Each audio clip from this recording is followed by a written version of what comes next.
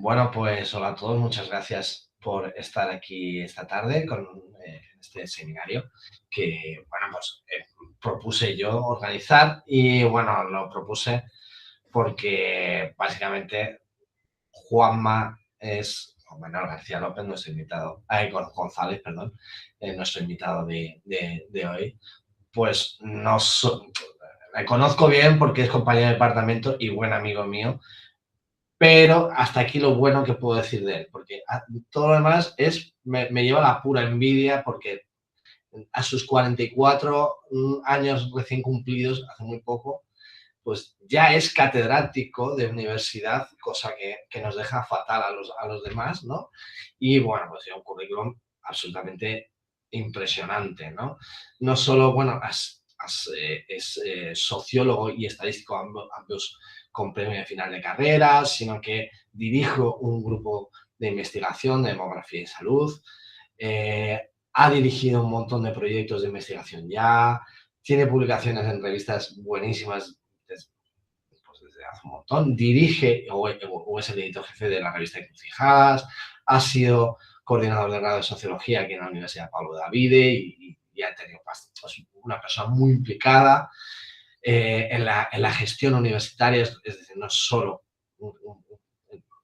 sabéis que ahora mismo hay muchos profes que le gusta la investigación, pero no la gestión de la docencia. Bueno, pues Juanma sí, Juanma le gusta todas las patas de nuestro trabajo, está implicado en todas, dirige la cátedra de Cruz Roja de Soledad No Deseada, en fin, es un portento de tío, ¿no? A sus 44 años, ¿no? Entonces, bueno, nos deja, es tremendo porque nos deja a todos los demás fatal con su capacidad de trabajo y bueno, lo que ha demostrado en tan poco tiempo.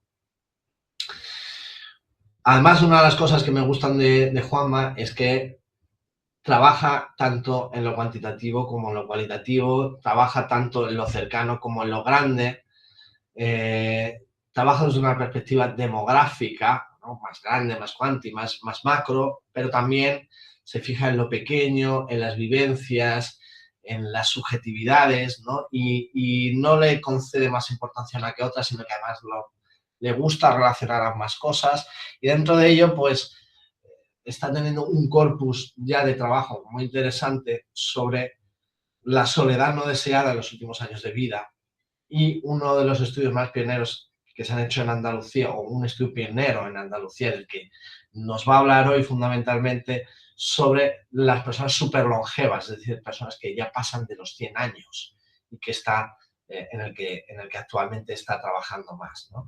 Y además me gustaba, cuando estuvimos discutiendo que podía hablar con nosotros hoy, estaba la posibilidad de la soledad no deseada, que ha hecho un trabajo muy importante y ya muy trascendente sobre el tema de la soledad, por ejemplo, en residencias de ancianos, con algunos resultados que cuando le he escuchado hablar de ello, incluso me han resultado escalofriantes, diría yo.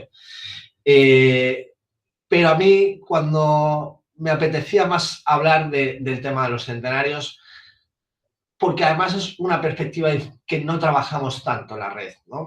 En la red solemos trabajar fundamentalmente o ya al final de la vida, pero ya cuando estamos hablando de enfermedades terminales, hospital, eutanasia, o ya directamente el duelo, la pérdida del ser querido de un animal, como fue la última vez. Y me gustaba esta otra perspectiva un poco más fresca, ¿no? Bueno, pues de esas personas que ya pasan los 100 años, pero a lo mejor todavía no están institucionalizadas o, bueno, ahora que nos cuente, pero creo que es una perspectiva diferente sobre el final de la vida, ¿no? De todas estas personas que son súper longevas, ¿no? Y que es un fenómeno que en teoría, o todos los datos indican, que va a ir a más y que es muy interesante que Juanma lo haya estudiado así de forma tan pionera. Así que yo, sin más, Juanma, te dejo ya, que ya he hablado bastante, y te dejo ya a ti que nos cuentes, ¿vale? Muy bien, bueno, pues nada, muchas gracias por la invitación a la red. Encantadísimo de poder compartir nuestro trabajo con todos vosotros y, por supuesto, muchas gracias, José, por la presentación excesiva, diría yo. Con lo que has dicho, que nunca hago cuenta de eso, parece buen momento para jubilarme. Creo que he acumulado méritos para ello, pero bueno, parece que aún me quedan, si todo va bien, al menos 25 años. Y espero que todo esto que ha dicho José no cree demasiadas expectativas, sinceramente, porque lo que me gustaría contaros hoy es sobre un proyecto, de los que ha dicho José, que hemos hecho muchos dentro del equipo de Demografía e Investigación Social en Salud. Es uno de los proyectos, por un lado, que no tienen financiación. Es un proyecto que iniciamos de manera totalmente desinteresada. Y por otro lado, es uno de los proyectos más queridos, o si no el más querido que de todos los que hemos hecho.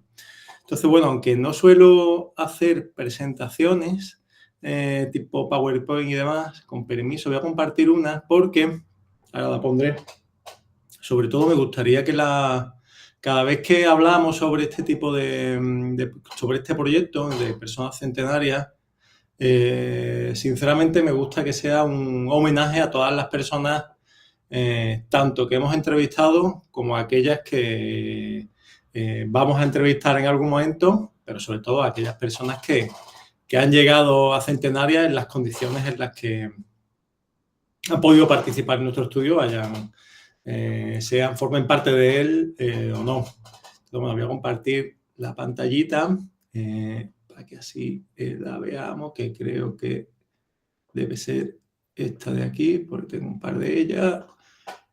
Ahora nos estaremos viendo a nosotros mismos y si todo va bien, aquí tendremos que tener, que lo está revisando ahora, ¿todo bien así?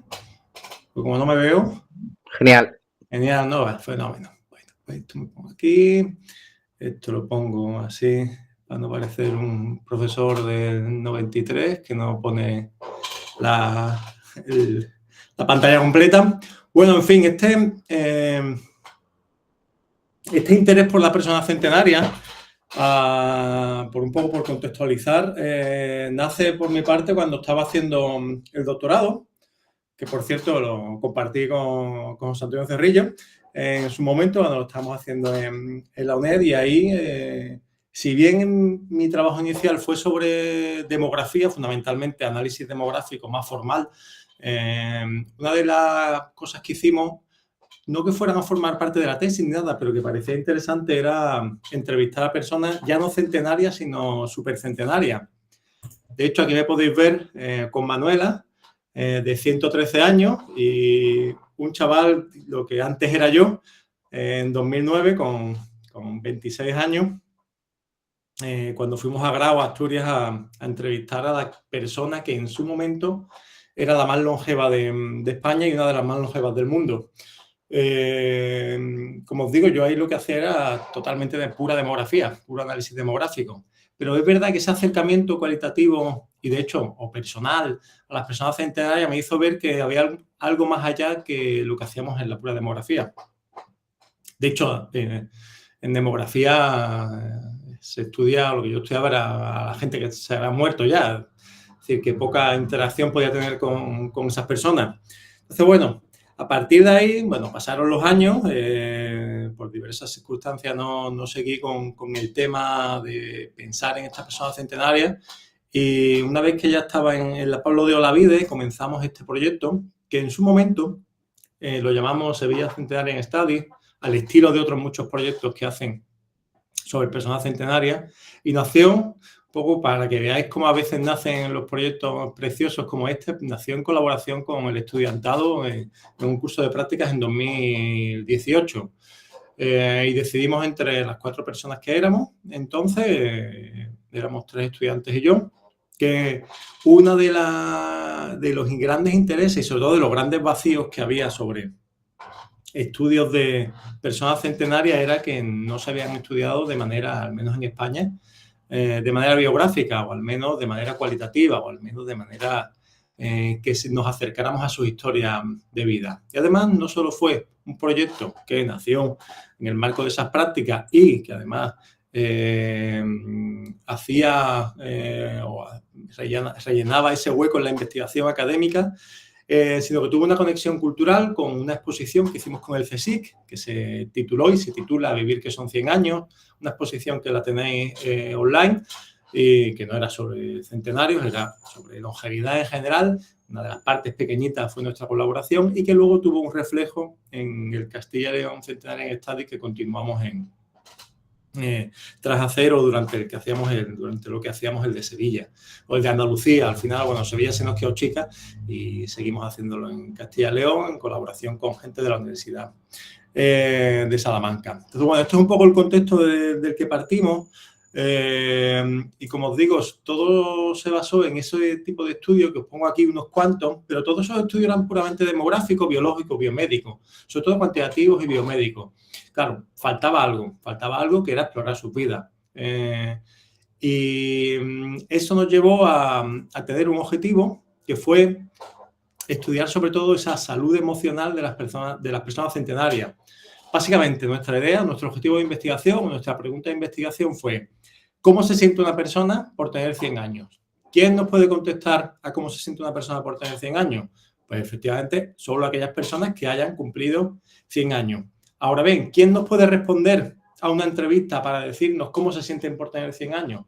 Aquellas personas que hayan cumplido, insisto, esos 100 años, pero que además tengan esa funcionalidad cognitiva y física en buena medida, que no tengan deficiencias sensoriales, para poder estar un par de horas, hora y media, hablando y respondiendo preguntas, muchas de ellas complejas. Entonces, esta primera parte del proyecto la hicimos de 2018 a 2020, luego llegó la pandemia y lo paramos por pura necesidad, obviamente. Y en ese tiempo entrevistamos a 20 personas en Andalucía y 9 personas en Castilla y León. Y ahora, en 2025, el año pasado, el curso pasado, comenzamos de nuevo con un nuevo grupo de estudiantes a los que les agradezco mucho la iniciativa y todo el interés que han puesto, que son Carmen, Paula y Bea, que sinceramente sin el empuje de ellas esto a veces pues no va saliendo. Hemos entrevistado desde marzo del año pasado a 9 personas en Andalucía. Por ahora solo en Andalucía occidental. Entonces, bueno, al final, una de las cuestiones que también nos solemos plantear en este marco de personas centenarias o de estudios cualitativos demográficos, que son relativamente pocos, es que no todo es tener 100 años, no todo es tampoco poner esa idea de salud emocional, sino que también tenemos que ver, para ver cómo se siente una persona por tener 100 años, tenemos que definir no qué es tener 100 años, que es una cuestión de edad, sino en el modo en el que hacemos los guiones de las entrevistas y el modo en el que realizamos la entrevista, que es un proceso bastante bonito, bastante complejo, que hay que vivirlo ciertamente y que hay que saber hacer las entrevistas. Yo, honestamente, soy lamentable y menos mal que tenemos un pedazo de equipo. Pero tenemos que tener la sensibilidad para tratar a la persona como, no que tenga 100 años, sino como cualquier otra persona. Como una persona que normalmente la llamamos persona mayor. Y la pregunta que nos gusta hacernos, que seguro que la habéis hecho 1000 veces vosotros y vosotras en vuestras investigaciones sobre el final de la vida en las edades avanzadas, ¿qué es ser mayor? Y sobre todo, ¿cómo ha cambiado el ser mayor en las últimas décadas? ¿Por qué? Porque al final nosotros, en nuestro caso, hemos hecho entrevistas de personas que nacieron en 1910, más o menos, 1909, a personas que nacieron ahora en 1900, la última en 1924, 25 ha sido la última. Es decir, en esos 15 años el concepto de ser mayor ciertamente ha cambiado, pero sobre todo ha cambiado también la sensibilidad con la que vemos esa idea de ser mayor. Igualmente está cambiando en el proceso en el que va envejeciendo la población, en el que vamos envejeciendo y cómo va cambiando también las características de las generaciones que van envejeciendo. Entonces, por eso tenemos que tener al final 3 perspectivas muy claras. Primero, la demográfica, en qué generación nace principalmente, para ver cuál ha sido su trayectoria vital en un contexto histórico y social cambiante, de tal manera que tenemos que tener una perspectiva social muy clara, para comprender cómo fue su proceso de envejecimiento, cómo fue también su proceso envejecimiento entendido de manera que envejecemos siempre desde que nacemos. Y específicamente entendido desde que uno más o menos tiene o se considera de alguna manera mayor o la gente o la sociedad le considera mayor. sobre todo para integrar cuál ha sido ese proceso en las distintas circunstancias sociales y en España, particularmente los cambios políticos, que son los principales que ha habido en los últimos 120 años. Y, sobre todo, en los últimos 40, 50 años, que es donde realmente han envejecido en lo que comprendemos como envejecer, que a alguien le decimos que es mayor, sea lo que sea eso, que tampoco yo lo tengo muy claro. Y luego la última parte es la parte psicológica. Esto de la salud emocional es un tema complejo. El sentirse de alguna manera tiene unas implicaciones, obviamente, o tiene unas características sociales, pero también tiene unas características particulares relativos a cuáles son esas vivencias del envejecer, esas vivencias del hacerse mayor y esas vivencias de cómo te ven al hacerte mayor y al cumplir una edad extraordinaria como es tener 100 años, que obviamente no es moco de pavo. Todo esto lo hacemos con un eje transversal, que es el de la familia. Estas personas que entrevistamos con 100 años, la gran mayoría viven en familia, una poca parte vive en residencia y casi nadie, algunos, muy poquitos, viven en un hogar unipersonal. Y para contextualizar esto demográficamente, unos datos muy rápidos. Primero, personas centenarias en Andalucía, que es donde hemos hecho el estudio, no hay demasiadas. Es la comunidad autónoma o la segunda comunidad autónoma con menor prevalencia de centenarianismo, si lo podemos decir así, o menor porcentaje de personas centenarias por cada 100.000 habitantes. Por ejemplo, comparado con Castilla y León, con el que hicimos también la comparativa, en Andalucía hay 5 o 6, no sé si, no sé decirlo ahora con detalle, pero creo que es 7 veces menos centenarios y centenarias. Sobre todo centenarias, porque el 80% de las personas que llegan a 100 años en España son mujeres. Es un porcentaje de feminización muy bajo comparado con otros países donde está normalmente en el 90%. Por una cuestión específicamente en España no se queda muy claro, pero puede que sea una cuestión, digamos, darwinista. Esto tiene una importancia enorme a la hora de estudiar ese final de la vida, esa concepción de la superlongevidad, porque las trayectorias vitales de hombres y mujeres de estas generaciones pues son obviamente muy diferentes. Si nos ponemos solo con Sevilla, que es donde empezamos, más o menos había ahora unas 280 personas centenarias, pero un dato clave es, según los estudios, nosotros eso no lo hemos hecho, según algunos estudios, las estimaciones están en que un 60-70%, si no más, estas son las más positivas, o las más optimistas, se encuentran con algún tipo de demencia, sobre todo, o alguna enfermedad tipo Alzheimer, o alguna deficiencia sensorial o física que le imposibilita para responder a una entrevista. De tal manera que imagina que en Sevilla hay 300 personas, pues más o menos te quedas con unas 80 o 90 en toda la provincia y no sabemos dónde están, obviamente. ¿Por qué? Porque, bueno, sabes un poco con el padrón, pero no sabes dónde situarla por el secreto estadístico. De tal manera que todo el proceso que hacemos de contactación es un proceso muy artesanal. Damos una charla y preguntamos a las personas asistentes para que le pregunten a sus familiares o para que lo hagan dentro de su red, como puede ser este caso. Lo hacemos por distintos canales de comunicación, por redes sociales, boca a boca, por noticias. Es decir, es un proceso realmente artesanal y complejo, más que nada porque al final no es fácil encontrarla. Y no es fácil, primero, porque hay que encontrar a la persona, a los familiares, y hay que contactar con ellas, con ellos, para que nos digan, sí, podéis venir y hacer todo ese proceso. Tenemos un protocolo bastante detallado, que seguimos con bastante rigor también, para hacer que la toma, primero que la contactación y que luego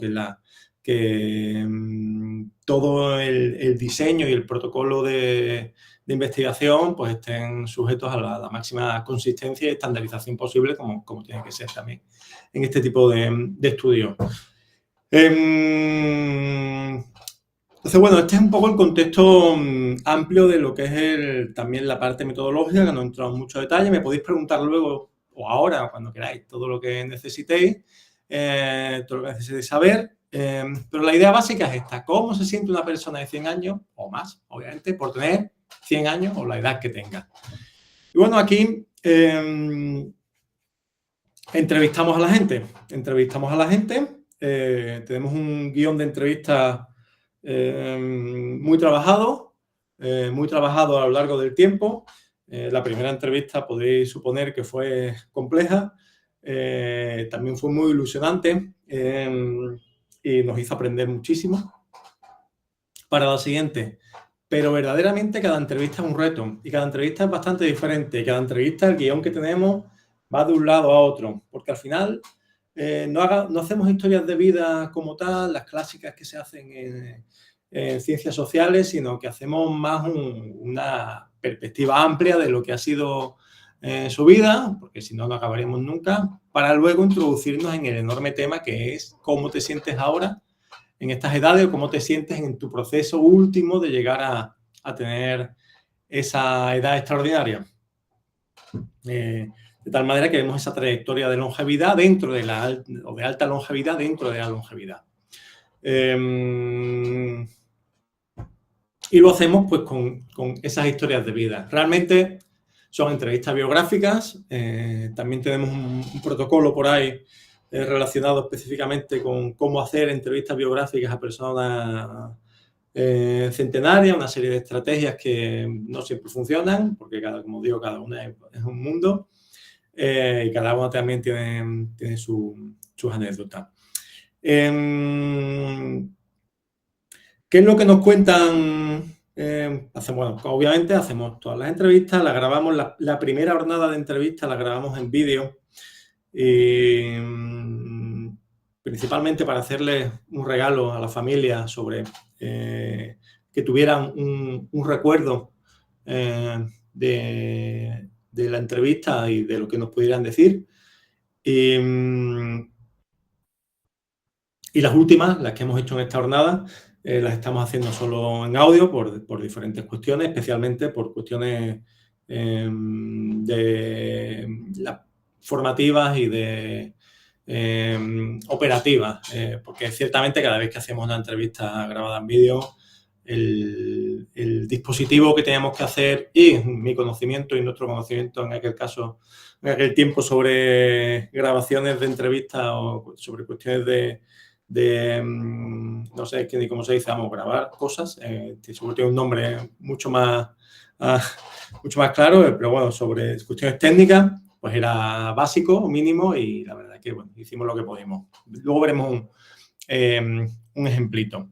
Y lo que me gustaría enseñaros es, en esta parte metodológica, y mira, no había caído, pero viene muy al caso, las entrevistas más o menos las veíamos así.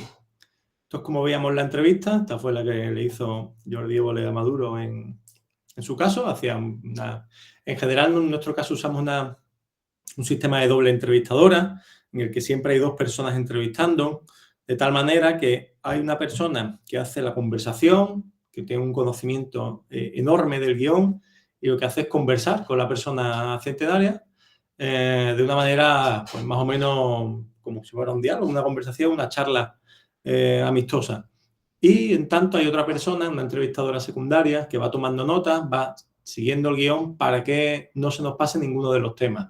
Porque al final la entrevista, obviamente, no es lineal en términos en términos vitales, en términos de edad, sino que da bastante salto y va cambiando y cada una también es diferente. Y es más, cada una de las entrevistas que hacemos hay muchas cosas que tenemos que repetir para tener toda la información y para corroborar mucha de la información. Entonces, bueno, normalmente habría otra persona al lado, tendríamos a la persona entrevistada, pongamos que Maduro sea la persona centenaria, y aquí nuestra persona que entrevista, y al lado tuviéramos a otra persona. Pero realmente la entrevista, como era realmente, era así. Teníamos una cámara grabando, alguien haciendo fotos, normalmente íbamos 3 o 4 personas porque se vivían con mucha intensidad, había 3 o 4 personas de la familia, a veces venía la vecina, alguien traía mejor algo de picar o de beber y nos llevábamos allí bastante tiempo. Es decir, al final se trataba de una entrevista compleja, ya no solo en el sentido de que llegamos de primera, como cualquier entrevista de este tipo, a la casa de alguien, sino que además había mucha gente especialmente familiares, que son un elemento difícil a la hora de gestionarlo, porque a veces participan, en muchos casos participan y que tenemos que de alguna manera tener en cuenta para evitar los egos. No siempre es fácil, pero bueno, si alguien quiere luego alguna cuestión metodológica de cómo nos hemos lidiado con esas entrevistas, si no he visto mal, está una compañera, Bea, del equipo, que también nos podrá decir, y bueno, y aquí estoy yo, que he participado en buena medida, no en la mayor parte, pero sí en muchas de ellas. Un ejemplito de cómo las hacíamos era algo así, estas eran las más básicas.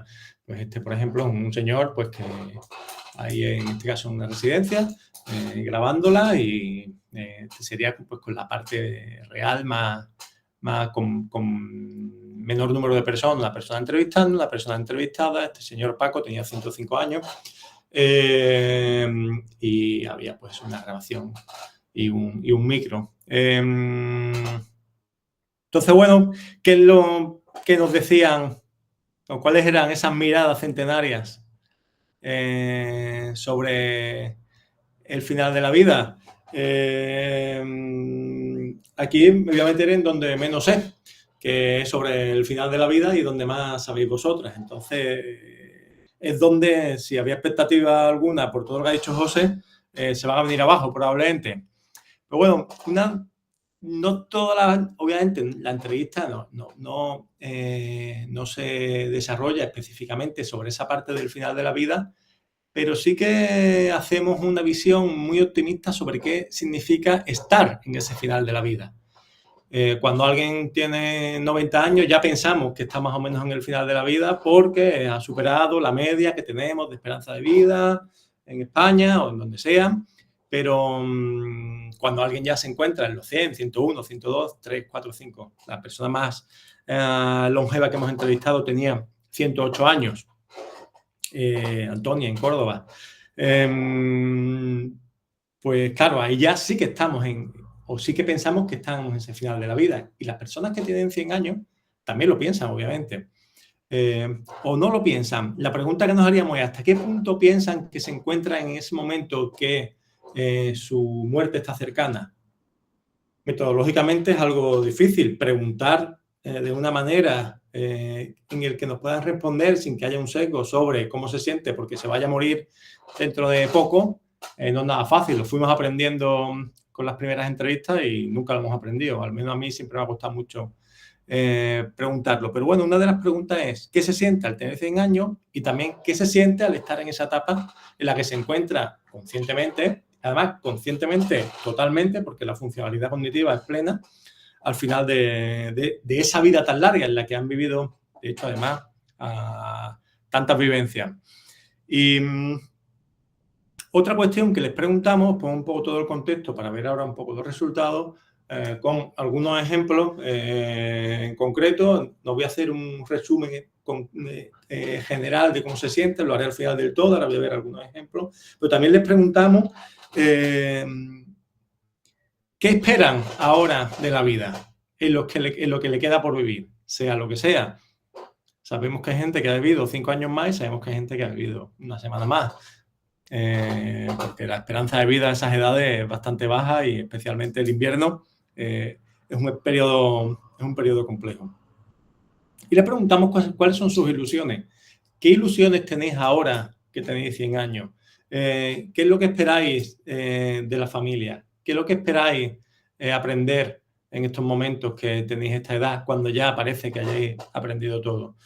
Y las respuestas pues son muy diversas. Ciertamente, en los relatos que tenemos de estas personas centenarias, son tan diversos que nos es difícil encontrar algo que nos haga ver que haya un discurso común. En general no hay un discurso común sobre qué significa ese llegar a los 100 años. Pero sí que encontramos ciertos patrones que, como digo, obviamente no lo cuentan todo el mundo. Sí encontramos ciertos patrones que son independientes en general de género, de edad alcanzada a partir de los 100 años o de nivel educativo o clase social. Ya aquí estas generaciones, la mayor parte tienen un nivel educativo bajo o y con trabajo en general agrario en buena parte, sobre todo en Castilla y León, fue algo muy claro. Sobre todo hay un sentimiento de humildad sobre ver esa edad extraordinaria, de no darse cuenta hasta que cumplieron los 100 años, de seguir cumpliendo años como si fuera algo normal, como que cumple años, como yo que cumplí años hace 3 días y lo veo como algo que forma parte de la vida, y estas personas, pues había una aceptación del cumplimiento de años que hasta que no tuvieron 100, e incluso cuando llegaron a los 100, lo veían como algo común, como algo que todo el mundo podía pasar. No se veían como personas extraordinarias, había una humildad enorme con respecto a cumplir 100 años, aún sabiendo que eran las únicas personas que conocían con esa edad. Y sobre todo lo que había a la hora de ver ese final de la vida, esa cercanía de la muerte, había, y aquí yo creo que es el tema más interesante que nos hemos encontrado, y que creo que el que tiene más sentido a lo mejor con la red en la que trabajáis, había una doble visión. Todo el mundo le preguntábamos, ¿cuántos años quieres seguir cumpliendo? Y todos nos decían, bueno, yo los que sean, quiero seguir cumpliendo años porque quiero seguir estando con la familia. Si estoy como estoy ahora, dicho de manera muy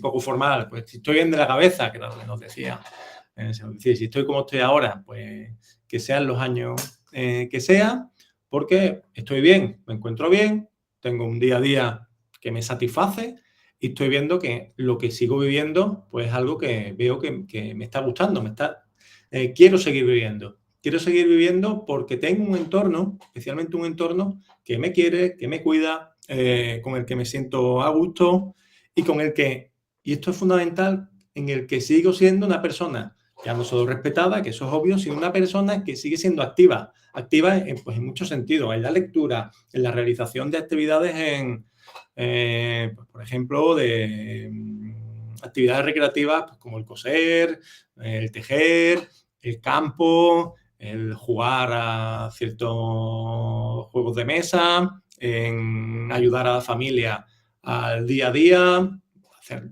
poner la mesa, ayudarle a nietos y bisnietos en el colegio y en seguir siendo una parte fundamental de la familia, incluso teniendo esa edad y teniendo algunos, en buena medida, ciertas dificultades físicas y algunos entrando ya en ciertas dificultades discapacitantes.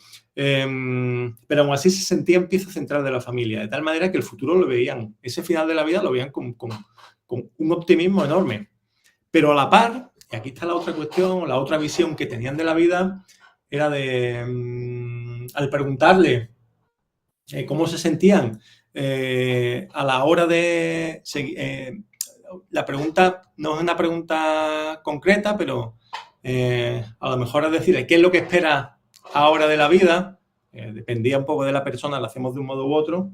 Y la pregunta y la respuesta en muchas ocasiones, teniendo en cuenta además en un marco en el que la mayoría eran personas con una alta espiritualidad religiosa, casi todas católicas, como es común a estas generaciones, pues la respuesta clara era una respuesta muy relacionada con esa alta espiritualidad, que por un lado era protectora, eso está muy demostrado ya no solo con los españoles, con las españolas, sino también con los católicos, en concreto con los que hay en España, sino con otras muchas religiones y muy diversas, o creencias, mejor dicho, muy diversas. Es que la frase era hasta que Dios quiera o quiero que Dios me lleve ya. Yo no quiero estar más aquí. Entonces había como un sentimiento contradictorio, paradójico entre querer seguir viviendo y entre querer morirse en paz, sobre todo, o en querer morirse hasta que Dios quisiera.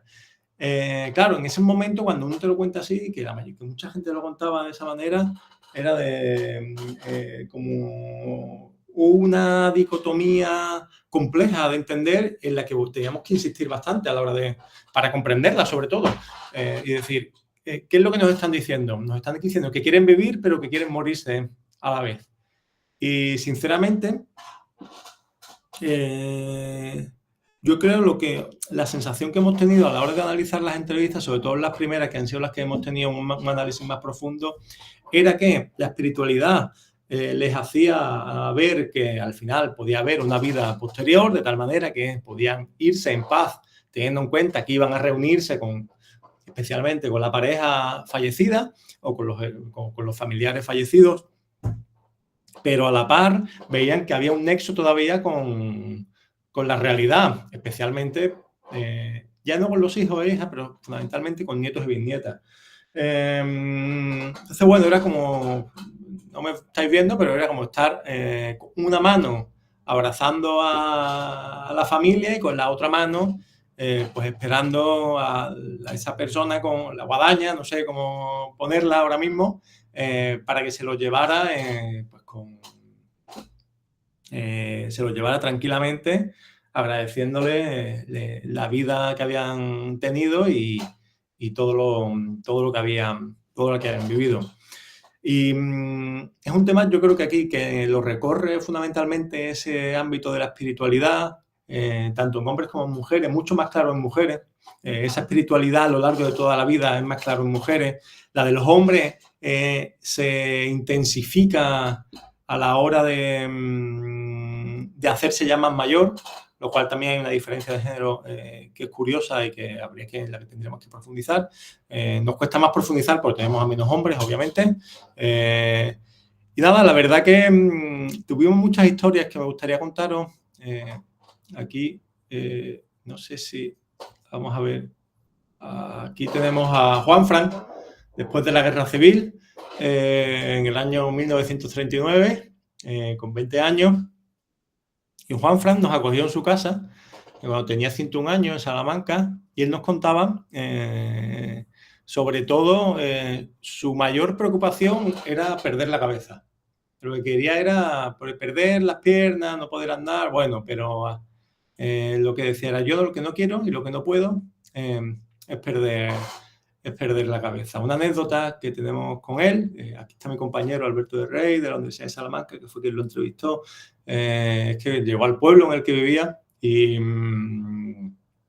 vio a un señor que estaba ahí arando y le dijo...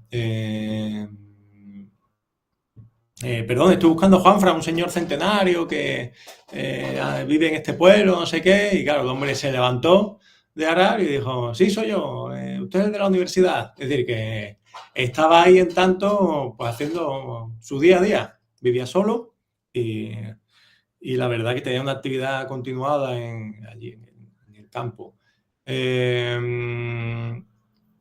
Igualmente en Sevilla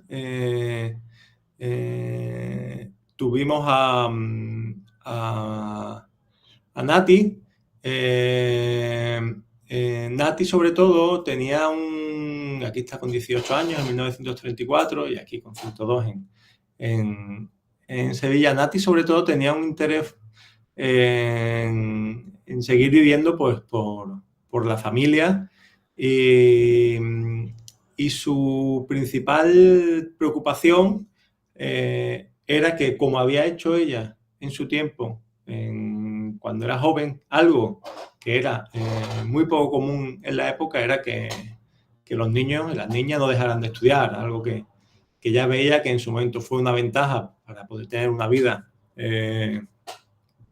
libre, en el marco de la dictadura, obviamente, y que lo veía como algo fundamental para poder seguir teniendo pues una funcionalidad en el marco especialmente de poder hacer lo que quería, de poder haber hecho siempre lo que quisiera, independientemente también del contexto político en el que estuviera.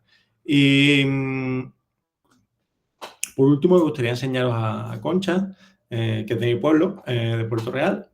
Fue de mi pueblo, porque falleció hace unos años, al poco de cumplir 100 años, una persona en el que su vida estuvo recorrida por la espiritualidad, por la religiosidad, y que fue la que, según ella, es la que le daba fuerzas a la hora de seguir viviendo con la edad que tenía.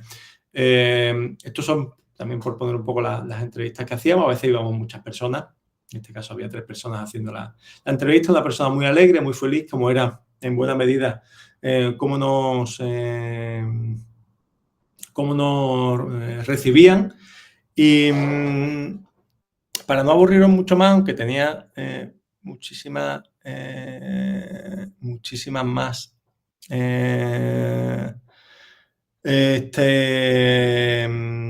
testimonios, vamos a llamarlo así.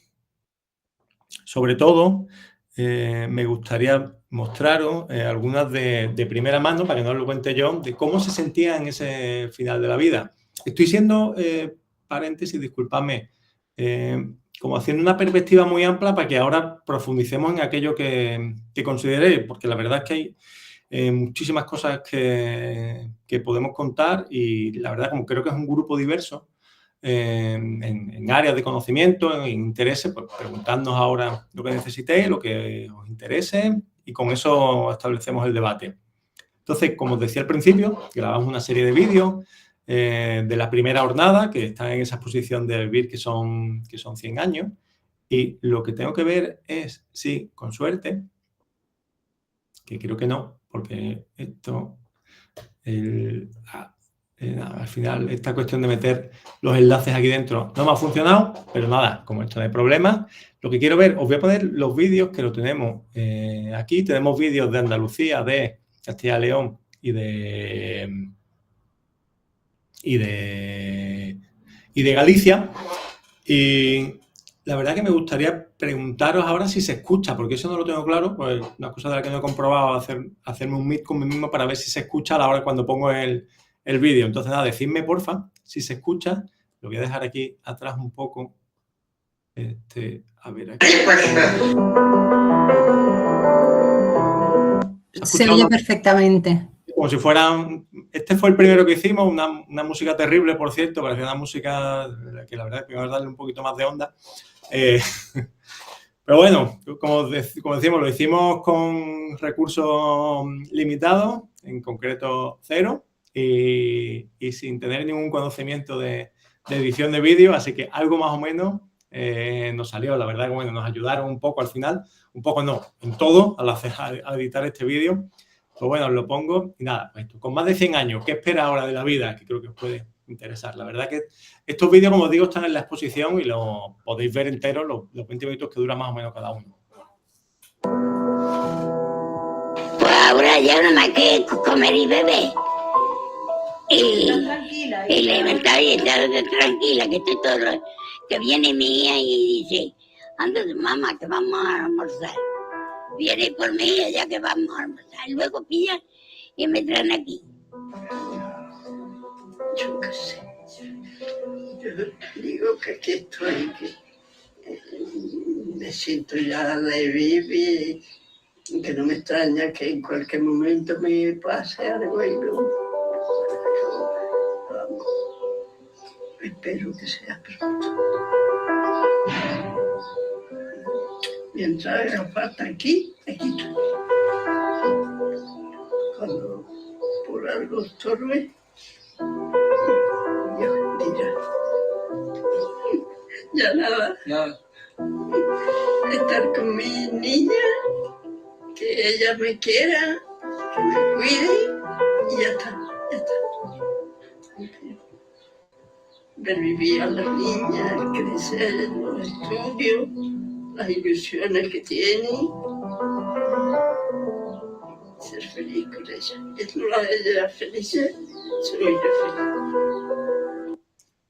Pues estas son de Andalucía. La verdad que me gustaría poneros un poquito de todos los que hicimos, pues porque la verdad que todos se lo merecen. Y con estas ideas que hemos ido viendo a lo largo de la charla, del seminario, y sobre todo en esa parte, ¿no?, más cercana a lo que es los intereses que tenéis en la red. Este es el de Castilla y León, más profesional, ya lo podéis ver ahora. Vamos a ver. Si es como estoy ahora, yo siempre, Ya no, mire, porque como no estoy bien y tengo que dar trabajo, pues prefiero morirme. Bueno, como que... Sí, porque la carga, somos una carga. Y mi hija, la pobrecita, pues no, porque tiene asma y todo. Pues si estoy como estoy hoy, hasta que Dios me mate. Ahora, si pierdo entonces ya hayas otro día fuera. Porque luego ya, es que no vives tú y los que hayan alrededor igual. Bueno, pierde más, porque si pierdes esto, tú ya no te das cuenta ni sabes si faltas y sobras. Ahora, lo que esto esté un poco, que no esté bien del todo, que no es que esté yo, pero bueno, me puedo derretir. Y ya, por último, con las personas de Galicia. Pues yo estoy bien, me encuentro con la familia muy bien, mi hija me aguanta bastante y lo llevo tan bien que ya para mí es el futuro, ya hasta que me muera. A mí lo que me ilusiona es estar como estoy, estar así como estoy, pasar la vida y que pasen los años y yo esperando a que pase. Cuando vengan ya se recibirán como merecen. Ahora estoy muy contenta y muy feliz con mi hija y mi otro hijo. Yo los tengo ahí mucho tiempo. Y la vida que llevo, yo sí que me encantaría. Y conste que es lo que rezo de noche es eso. Que me quede dormida y que no despierte. Sería la felicidad más grande de mi vida. Porque me daría mucha pena morirme.